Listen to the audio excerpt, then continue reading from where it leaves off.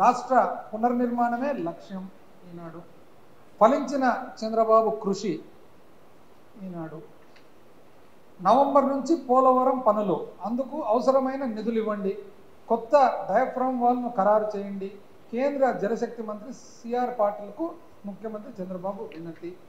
పోలవరం పనులు అంటే ఎవరన్నా చూసినట్లయితే అసలు పాత సిస్టమ్ మాదిరి, అంటే చంద్రబాబు నాయుడు గారు ఇక్కడ బయలుదేరడం నుంచి పోతూ ఉన్నాడు, పోబోతూ ఉన్నాడు, ఢిల్లీలో ల్యాండ్ అయ్యాడు, వీళ్ళని కలుస్తున్నాడు, కలవబోతున్నాడు. అంటే ఇవన్నీ కూడా ఏదో శాశ్వతమైన కార్యక్రమాలన్నీ కూడా వాళ్ళకు మాత్రమే సాధ్యమవుతుంది అన్నట్లు ఒక సృష్టి. చూడండి, ఆంధ్రజ్యోతి ఆదుకోండి, 5 ఏళ్లలో ఏపీ అస్తవ్యస్తం, రాష్ట్రంలో ఆర్థిక సంక్షోభం, త్వరగా ఇవ్వండి పోలవరానికి 12,500 కోట్లు. అంటే 12,500 కోట్లు త్వరగా ఇవ్వండి అని ఎప్పుడు రాసినారు? 27 జూలై 27. దాని తర్వాత ఆగస్టు 17 పోలవరానికి త్వరగా నిధులు ఇవ్వండి, ఆలస్యమైతే మరో సీజన్ కోల్పోతాం, ఢిల్లీలో జలశక్తి మంత్రికి చంద్రబాబు వినతి.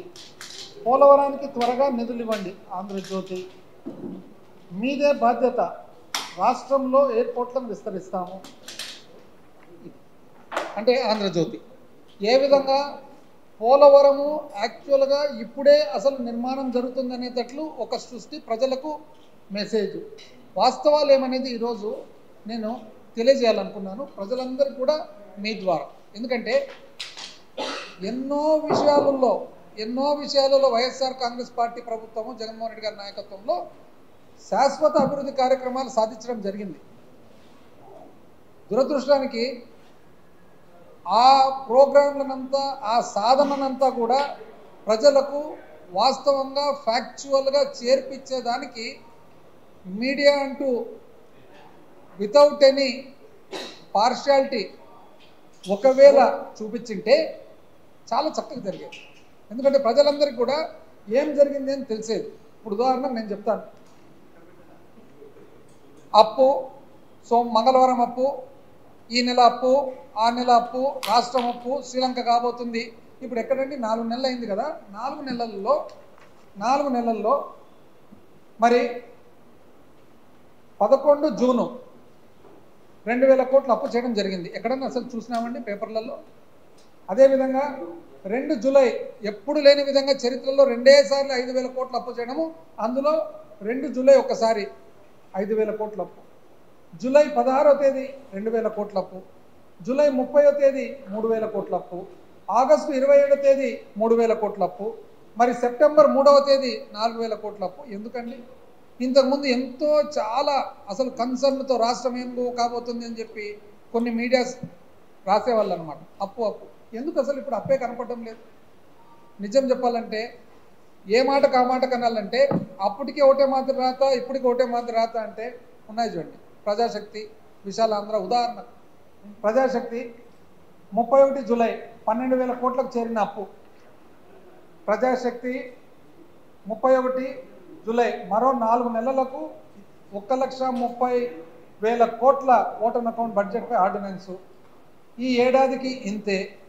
అంటే ఇది ఒక ఫ్యాక్చువల్ నార్మల్ రిపోర్టింగ్. ఆ రోజు అదే, ఈరోజు అదే. రాష్ట్ర అప్పు 4,85,490 కోట్లు. ప్రజాశక్తి జూలై 23. అంటే జూలై 23లో ప్రజాశక్తికి తెలిసిన ఇన్ఫర్మేషన్ ప్రకారము రాష్ట్ర అప్పు 4,85,490. కానీ రాష్ట్ర ప్రభుత్వం మాత్రం 14 లక్షల కోట్ల అప్పు అంటారు. ఎక్కడ 14 లక్షలు, ఎక్కడ 4,85,000 కోట్లు. అదేవిధంగా మరి 24 ఆగస్టు మరో 3,000 కోట్ల రుణానికి ఇండెంటు ప్రజాశక్తి. ఇది కరెక్ట్ రిపోర్టింగ్. తొలి త్రైమాసికంలో 30,000 కోట్ల లోటు ప్రజాశక్తి.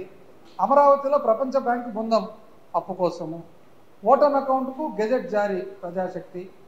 ఖజానా ఖాళీగా కనిపిస్తుంది, హామీలేమో ఇచ్చాను చంద్రబాబు నాయుడు గారు ప్రజాశక్తి. అదేవిధంగా టోల్ బాధుడు, ఇక రాష్ట్ర రహదారుల పైన టోల్ బాధుడు ఇప్పుడు 7 ఆగస్టు 2024 ప్రజాశక్తి. మరి అదేవిధంగా 10 సెప్టెంబర్ 2024 4 నెలల్లో 43,000 కోట్ల అప్పు ప్రజాశక్తి.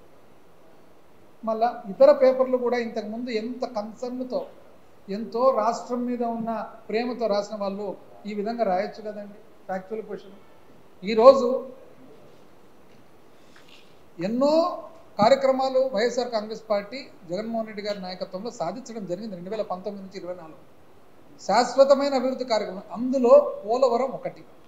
ఈరోజు పోలవరం విషయానికి వస్తే 12,500 కోట్లు మేము తెచ్చాము అని చెప్పి ఏదైతే ఈరోజు అడ్వర్టైజ్ చేస్తున్నారో, నిజం చెప్పాలంటే ఆ సాధన మొత్తం కూడా మా ప్రభుత్వంలో మేము చేసిండేదండి. మేము చేసిండే సాధన ఎప్పుడండి? పోలవరము వాస్తవానికి నిజం చెప్పాలంటే 1941లో మొట్టమొదటిసారిగా కట్టాలని చెప్పి ఎప్పుడైతే ఆలోచన కలిగిందో అప్పటి నుంచి మెడ్రాస్ ప్రెసిడెన్సీలో, ఆ తర్వాత 1941 తర్వాత నెక్స్ట్ మళ్ళీ ఎప్పుడండి? రాజశేఖర రెడ్డి గారు ముఖ్యమంత్రి అయిన తర్వాత 2005 తర్వాత కాదా పోలవరం ప్రాజెక్టును నిజంగా నిర్మాణం అనేది ఖచ్చితంగా చేపట్టిండేదని చెప్పి ఒకసారి ప్రజలందరికీ నేను తెలియజేస్తాను. ఎప్పటి నుంచండి? 2005 సంవత్సరంలో అసలు ఒక ప్రాజెక్టు కట్టాలంటే ఫస్ట్ మనకు కావాల్సిండేదేమి? పర్యావరణ క్లియరెన్స్లు, అనుమతులు, ఇతర రాష్ట్రాలకు సంబంధించిన ఒప్పుదాలు, అదేవిధంగా ఫారెస్ట్కు, అరణ్య శాఖకు సంబంధించిన అనుమతులు. ఈ అనుమతులన్నీ పొందిన తర్వాత, డిజైన్స్ అప్రూవ్ అయిన తర్వాత వివిధ డిపార్ట్మెంట్లన్నీ కూడా, అంటే సెంట్రల్ వాటర్ కమిషన్ అనుకోండి, అదేవిధంగా అక్కడున్న కేంద్రానికి సంబంధించిన ఇరిగేషన్ డిపార్ట్మెంటు ఏదైతే ఉంటుందో, వాటర్ రిసోర్సెస్ డిపార్ట్మెంట్ ఏదైతే ఉంటుందో, అంటే ఒక్కొక్క ప్రభుత్వం దానికి ఒక్కొక్క పేరు మారుస్తూ ఉంటారు. ఇప్పుడు జలశక్తి అని అంటారు. వాళ్ళ అనుమతులు అనుకోండి, టీఏసీ అంటే TAC approval, technical advisor committee approvals అనుకోండి. ఇవన్నీ చేసిన తర్వాతనే ప్రాజెక్ట్ స్టార్ట్ అవుతుంది. అంటే 2005లో మొదలుపెట్టి 2009 వరకు నిజంగా ఖచ్చితంగా పోలవరం పనులు అనేది చేపట్టడం జరిగింది మొట్టమొదటిసారిగా. కానీ ఈరోజు తెలుగుదేశం పార్టీ, చంద్రబాబు నాయుడు గారు పోలవరం అసలు మేమే దీన్ని కన్స్ట్రక్షన్కు పూనుకున్నామనేటట్లు ప్రచారం. ఒకవేళ నిజంగా పోలవరం ప్రాజెక్టు మీద మీకు అంత చిత్తశుద్ధి, అంత ఆలోచన ఉంటే పోలవరం ప్రాజెక్టు మీద మీరు ఏం చేసి ఉండాలండి?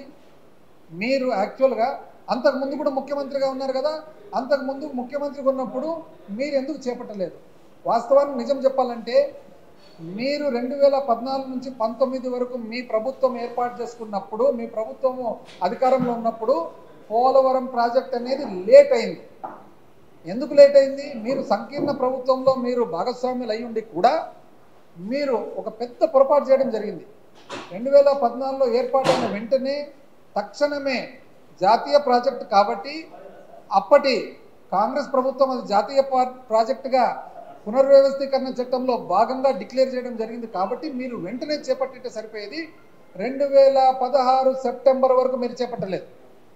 అంటే 2014 నుంచి 16 2 కీలకమైన సంవత్సరాలు చేపట్టకుండా మీరు అప్పటి సంకీర్ణ ప్రభుత్వంతో మీరు అప్పుడు ఎన్డీఏ ప్రభుత్వంలో ఒక ఒప్పందానికి మీరు చేరి ఆ ఒప్పందంలో భాగంగా చాలా పెద్ద పొరపాట్లు చేయడం జరిగింది.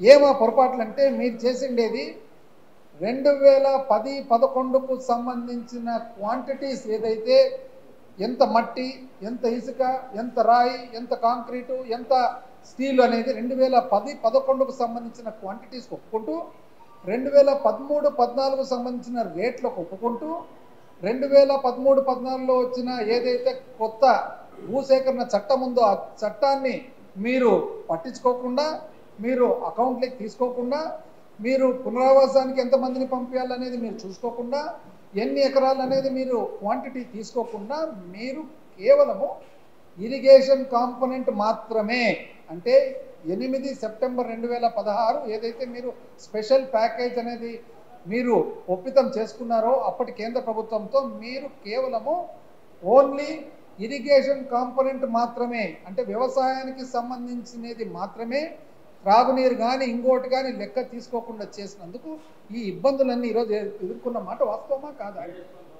మీరు ఆ రోజు నిజం చెప్పాలంటే అప్పటికే ఆ నీటి సరఫరాకు సంబంధించిన కాంపోనెంట్ ఏదైతే ఉందో 4,068 కోట్లు అయితే, ఇప్పటి రేట్ల ప్రకారం అయితే 7,214 కోట్లు అయితే, మీరు 4,000 చిల్లర కోట్లు కాదని మీరు పునరావాసానికి సంబంధించిన ఏవైతే వాస్తవానికి సంబంధించిన కుటుంబాలు లెక్కలేకి తీసుకోకుండా, పునరావాసానికి సంబంధించి భూసేకరణకు సంబంధించి మీరు 2013 చట్టము అకౌంట్లోకి తీసుకోకుండా మీరు చేసిన దానికి 55,000 కోట్లు ఇంచుమించు అవసరం ఉండే పోలవరం ప్రాజెక్టు మీరు కేవలం 20,000 కోట్లకు మాత్రమే మీరు ఒప్పుకొని రావడం జరిగింది.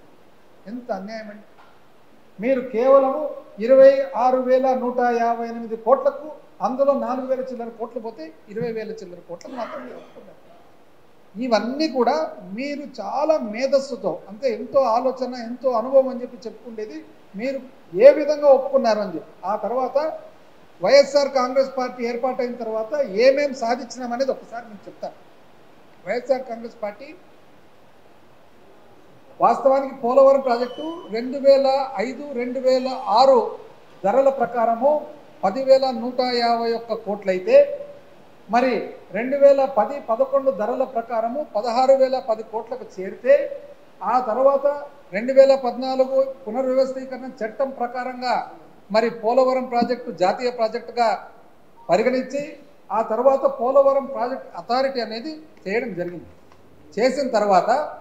చేసిన తర్వాత అందులో ఉన్న ఏవైతే పోలవరం ప్రాజెక్ట్ నిర్వహణకు, నిర్మాణానికి సంబంధించిన ముఖ్యమైన విషయాలు వచ్చేసి, ఒకటి ఇంతవరకు చెప్పినట్లు వాటర్ సప్లై కాంపోనెంట్ 4,000 చిల్లర కోట్లు వాటర్ సప్లై కాంపోనెంట్ను మీరు అసలు నీటి సరఫరా ఏదైతే వైజాగ్కు రాబోయే కాలంలో వైజాగ్ చుట్టుముట్ట ఉండే ప్రాంతాలకు సంబంధించిన నీటి సరఫరా ఉందో ఆ నీటి సరఫరా మీరు పక్కకు పెట్టడం జరిగింది.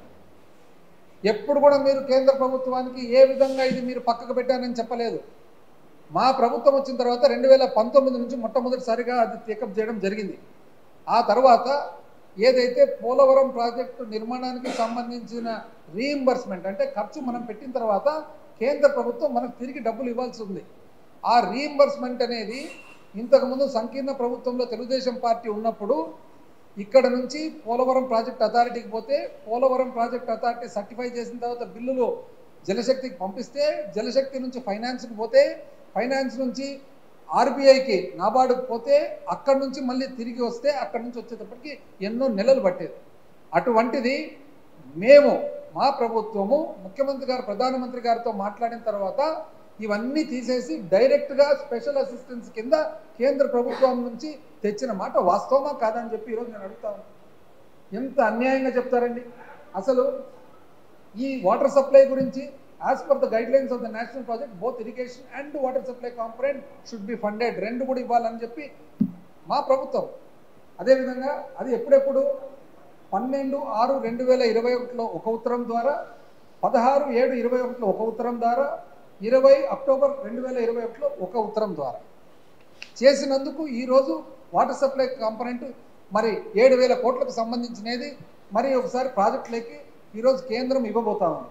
అదేవిధంగా రీయింబర్స్మెంట్ ప్రొసీజర్ వచ్చేసి ఆ రోజు గౌరవ ముఖ్యమంత్రి జగన్మోహన్ రెడ్డి గారు చెప్పిన తర్వాత, అప్పటి ముఖ్యమంత్రి చెప్పిన తర్వాత, presently the recommended amount by PPI sanctioned by MOJS Ministry of Jal Shakti and released directly to Government of Andhra Pradesh by Ministry of Finance under Special Assistance Capital from ఎప్పటి నుంచి అండి 4/1/2022 అంటే 22/4/1/2022 తర్వాత పాత పద్ధతి కాకుండా కొత్త పద్ధతి ప్రకారంగా స్పెషల్ అసిస్టెన్స్ క్యాపిటల్ కింద కేంద్ర ప్రభుత్వం నుంచి డైరెక్ట్